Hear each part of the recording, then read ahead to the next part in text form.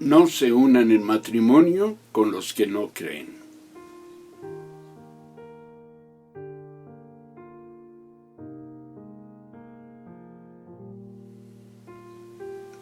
No formen yunta con los incrédulos. No se unan en matrimonio con los que no creen en el Señor.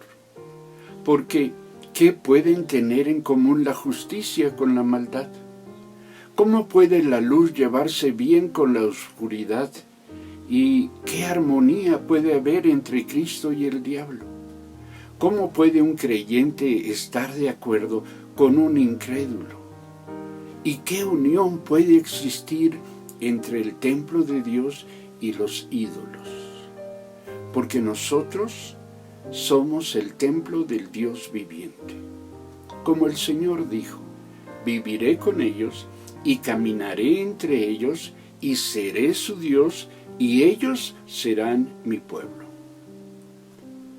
Por eso el Señor añade, salgan de en medio de ellos, apártense, no toquen sus inmundicias y yo los recibiré y seré un padre para ustedes y ustedes serán mis hijos y mis hijas, dice el Señor Todopoderoso. Segunda a los Corintios 6, versos 14 al 18, en la Nueva Biblia Viva.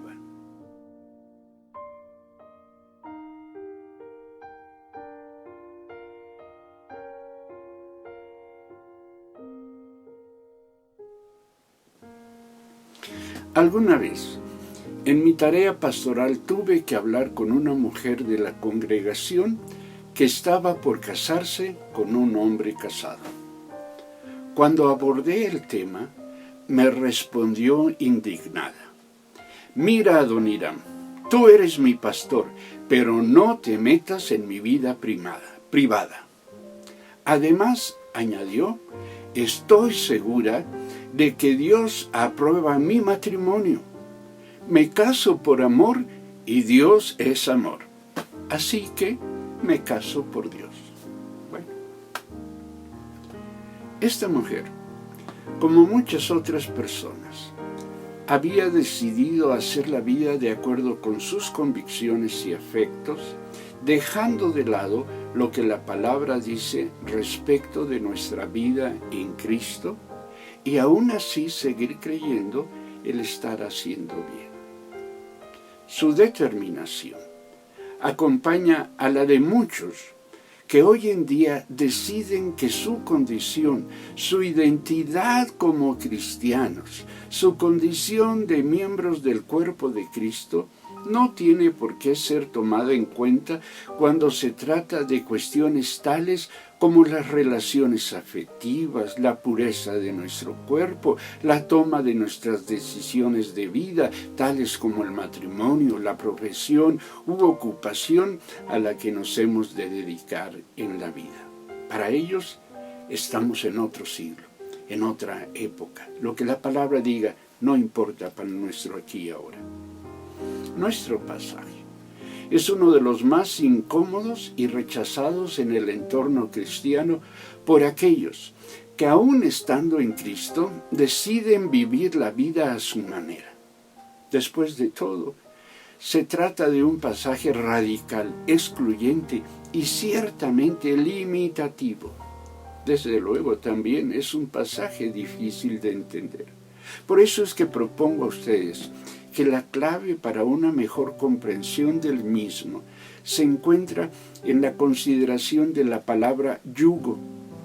Como sabemos, el yugo es un instrumento generalmente hecho de madera que sirve para unir a dos animales por el cuello para que puedan efectuar labores de labranza. En nuestro pasaje, Pablo parece rescatar lo dicho en Deuteronomio 22:10. No ares con un buey y un burro unidos al mismo yugo.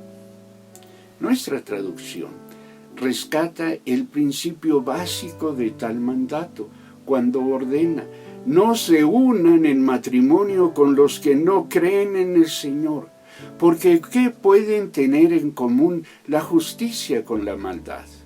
¿Cómo puede la luz llevarse bien con la oscuridad? ¿Y qué armonía puede haber entre Cristo y el diablo.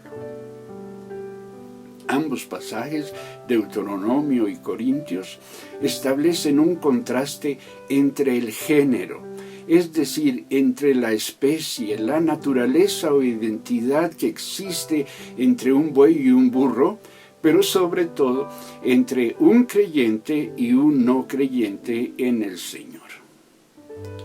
Al venir a Cristo, la persona nace de nuevo, es decir, su naturaleza, su esencia es cambiada porque ahora forma parte de Cristo, ahora forma parte del cuerpo de Cristo.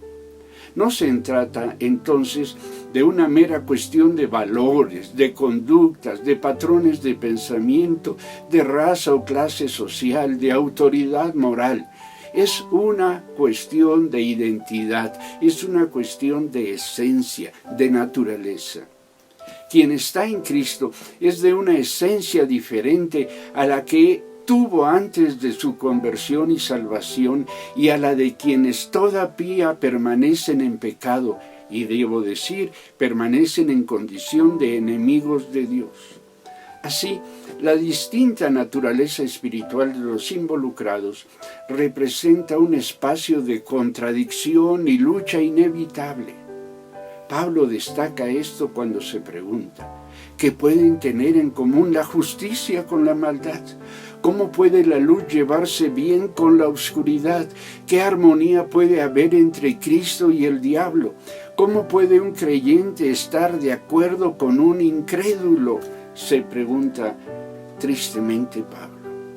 Bueno, todas y cada una de estas preguntas nos lleva a la consideración del tema de la identidad en Cristo del creyente. Como hemos propuesto en otras ocasiones, la identidad determina el sentido de la vida de la persona, determina su propósito. Es decir, la identidad determina la meta, la razón de ser de la persona. A su vez, el sentido de la vida da direccionalidad a la persona, como propone la filósofa Paola Zamora en la Gaceta del Colegio de Ciencias y Humanidades cuando dice: todo ello porque la identidad de la persona resulta de su origen particular, del cómo de su desarrollo personal, así como de su propósito o meta final en la vida. Esto nos lleva a la consideración de tres cuestiones fundamentales. La primera, el creyente es nacido de nuevo en el bautismo. En efecto, quien se bautiza por decisión propia y no porque lo llevaron a bautizar, quien se bautiza buscando el perdón de sus pecados, muere al pecado, a su naturaleza anterior y resucita, es regenerado para andar en novedad de vida. La naturaleza, la identidad del creyente no resulta de lo que hace o deja de hacer. Esto es fruto de su estar en Cristo. Por lo tanto, el creyente, en tanto a su naturaleza o esencia, es distinto, desigual, disímil a quien no está en Cristo. Dado su origen diferente, la forma en la que vive la vida, eso que llamamos desarrollo personal y el propósito de su existencia, no solo son diferentes a quien no sirve a Cristo, sino que son opuestos y contradictorios. La segunda consideración es que el creyente es pueblo de Dios y por lo tanto es llamado a vivir la vida en santidad. La santidad no es fruto de lo que se hace o se deja de hacer, debo insistir en ello. Pero la condición de santo del creyente sí determina el cómo de su día a día, lo que hace y lo que deja de hacer. Sus valores, sus prioridades, sus decisiones están determinados no por el beneficio inmediato que estos puedan representar, ni por la satisfacción personal que le puedan proporcionar, ni por la fama o el reconocimiento con los que pueda lograr. El día a día del creyente está determinado por quién es él y a quién le sirve. Y esto tiene que ver con todo eso a lo que somos llamados a evitar y que es propio de la naturaleza pecaminosa, es decir, el pecado en sus más diversas expresiones, la inmoralidad sexual, la impureza, las pasiones sensuales, la idolatría, la hechicería, la hostilidad, las peleas, los celos, los arrebatos de furia, la ambición egoísta, las discordias, las divisiones, la envidia, las borracheras, las fiestas desenfrenadas y otros pecados parecidos, enumera Pablo en Gálatas 5, versos 11 y siguientes. La tercera consideración es que el creyente vive para que Dios sea glorificado en el todo de su vida. El Catecismo Menor de Westminster pregunta: ¿cuál es el fin principal del hombre? Y responde categóricamente: el fin principal del hombre es el de glorificar a Dios y gozar de Él para siempre.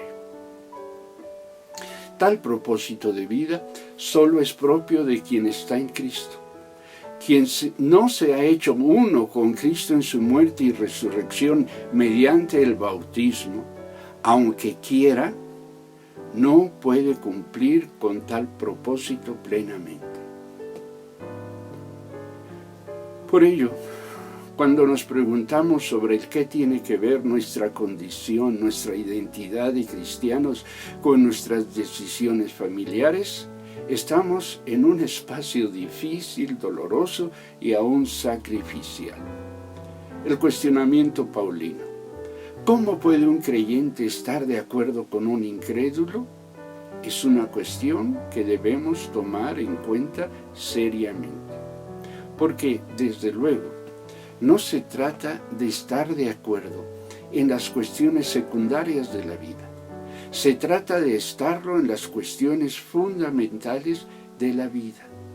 No se trata solo de a dónde ir a pasear el domingo con la familia. No, se trata de los valores, de los principios espirituales, de la formación espiritual de la familia sobre los que se sustenta la relación toda. De estos principios resulta la estructura espiritual, cultural, emocional que ha de dar sustento a la familia. Mientras más congruente, más firme; mientras menos congruente, más frágil. El no unirse en yugo desigual con los incrédulos, como traduce Reina Valera, no solo se aplica a las relaciones familiares, desde luego, pero en tratándose de la familia, representa una cuestión especialmente difícil de ser seguida. El salgan de en medio de ellos, apártense, no toquen sus inmundicias, representa un doble reto. Primero, el de la elección de con quién formaremos nuestra familia, y en segundo lugar, el de las condiciones en que nos mantenemos siendo familia de los incrédulos, a quienes nos unen lazos afectivos y consanguíneos. William Barclay nos recuerda que una de las cosas más dolorosas del cristianismo en sus primeros años era la forma en que éste dividía a las familias. Si una esposa se hacía cristiana, su marido podía echarla de la casa. Si un marido se hacía cristiano, su mujer le podía abandonar. Si se hacían cristianos los hijos e hijas, se les podían cerrar las puertas en la cara y las puertas del hogar. Era literalmente cierto que Cristo no vino a traer paz sobre la tierra, sino una espada divisoria. Y era también cierto que los hombres y las mujeres tenían que estar preparados a amar más a Cristo, más que a sus seres más próximos y queridos. Tenían que estar dispuestos a verse excluidos hasta de sus propios hogares por causa de Cristo. Barclay concluye: por muy duro que parezca, siempre será verdad que hay ciertas cosas, que una persona no puede tener o hacer y ser cristiana. Hay ciertas cosas de las que todo cristiano debe salirse. En nuestros días, millares de cristianos enfrentan luchas similares cotidianamente. Algunos siguen a Cristo exponiéndose a la muerte. Solo en Nigeria, durante el año 2023, 1.450 cristianos fueron asesinados, 8.400 secuestrados, 840 de estos nunca regresaron con vida. 500 iglesias fueron atacadas, 70 clérigos cristianos, pastores y sacerdotes secuestrados y 25 de estos asesinados. Dios es excluyente, Dios es celoso. Santiago 4. Reina Valera en este pasaje dice que el Espíritu de Dios nos anhela celosamente. La Nueva Biblia Viva traduce este verso así: ¿acaso piensan que las Escrituras no significan nada? Ellas dicen que Dios desea fervientemente que el Espíritu que puso dentro de nosotros les sea fiel, para tenernos, para estar en comunión con nosotros. Dios ha hecho lo impensable.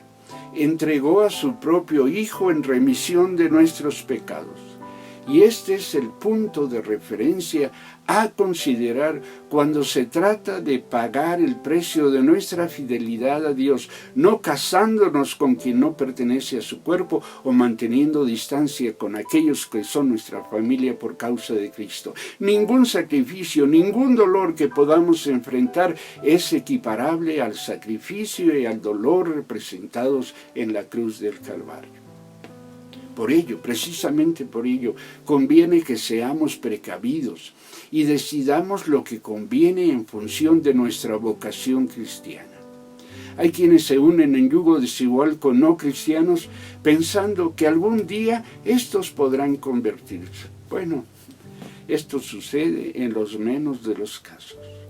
Pero aún la conversión del cónyuge incrédulo no quita la desobediencia, la negación de la fe y la infidelidad de quien estuvo dispuesto a negar a Dios, de quien estuvo dispuesto a sacrificar su comunión con Cristo para unirse en yugo desigual con un incrédulo. En la mayoría de los casos, unirse en yugo desigual trae innumerables conflictos, porque nada quita el hecho de la diversidad de naturalezas de los cónyuges. Esto los afecta no solo a ellos, también afecta a la familia, a los hijos, sobre todo porque hace de la fe del padre cristiano una fe no creíble, una fe acomodaticia a los deseos, a las necesidades e intereses del momento. Te invito a pensar en esto.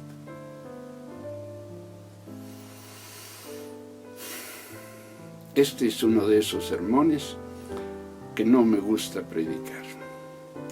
Mientras escribía mis notas, mientras lo comparto con ustedes, vienen a mi mente y corazón muchos que, habiendo desobedecido el llamado bíblico, sufren las consecuencias de su desobediencia. Pero también se hacen presentes aquellos que están enhebrando relaciones en las que Dios no está presente, por más amor que haya en estas. Y Dios no está presente porque no hay comunión entre la luz y las tinieblas.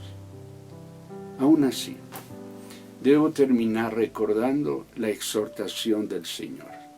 Salgan de en medio de ellos, apártense, no toquen sus inmundicias, y yo los recibiré y seré un padre para ustedes, y ustedes serán mis hijos y mis hijas, dice el Señor Todopoderoso. Nada en la vida es mejor ni más importante que ser y mantenernos siendo hijos e hijas de Dios. A esto los animo, a esto los convoco en el nombre del Señor. Bendiciones.